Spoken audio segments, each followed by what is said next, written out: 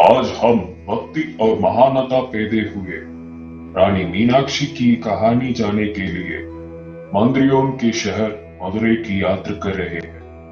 मदुरई के मध्य में भगवान शिव और देवी पार्वती की प्रबल भक्त विद्यावती रहती थी। पार्वती देवी विद्यावती के सामने गत हुए उनकी अटूट भक्ति को पहचान कर उनकी इच्छा पूछी। विद्यावती चाहती थी कि अगले जन्म में पार्वती उनकी पुत्र के रूप में जन्म ले।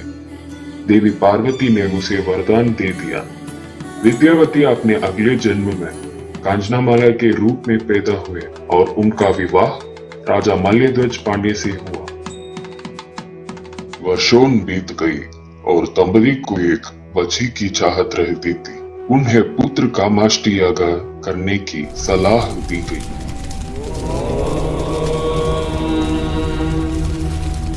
यज्ञ की लपटों से एक 3 वर्ष की कन्या निकाली। वह दौड़कर रानी कांचनामाला की गोद में बैठ गई। लेकिन महाराज मल्लध्वज पांड्य निराश था, क्योंकि वह अपने उत्तराधिकारी के रूप में एक लड़के को चाहता था। आकाश से एक दिव्य वाणी राजा से बोली। उसे निराश दिया गया था कि वह बेटे का पालन पोषण उसे तरह करे जैसे वह एक राजकुमार का पालन पोषण करेगी और उसका पांड्य साम्राज्य पर शासन करना तय है। लड़की का नाम अंगीरकन्नी रखा गया, जिसका अर्थ है मछली के आकार की आंखें। अंगीरकन्नी का पालन पोषण सभी हथियारों में प्रशिक्षित एक योद्धा राजकुमारी के रूप में किया गया था। संदेह के बावजूद वह अपने राज्य को गौरवान्वित करने के लिए नियत थी।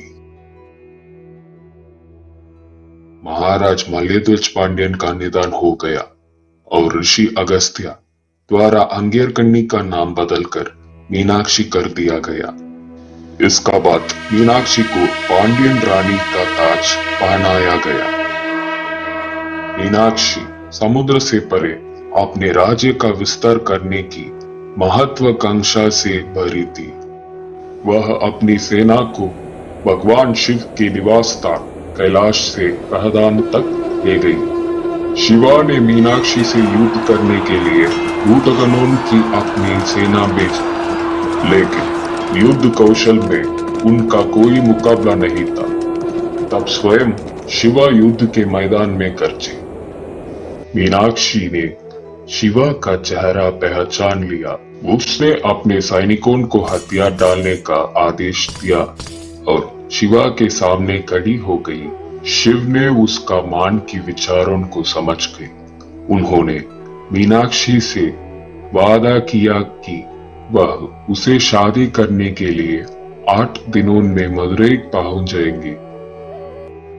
शादी के दिन महाराजा मल्लध्वज पांड्यन की आत्मा को मृत्युओं का देवता यमधर्मराज स्वर्ग से जोड़ी को आशीर्वाद देने के लिए लाए थे। शाश्वत प्रेम के मिलन का प्रतीक उनका विवाह सभी देवताओं द्वारा मनाया गया था। उनके विवाह को संपन्न करने के लिए भगवान विष्णु ने स्वयं जल डाला था और उन्होंने पांड्यन साम्राज्य पर मीनाक्षी ने रानी के रूप में और शिवा ने राजा सुंदरेश्वर के रूप में शासन किया और अपने पीछे एक ऐसे विरासत छोड़ रहे हैं जिसका गूंज घड़ियों से सुनाई दे रही है।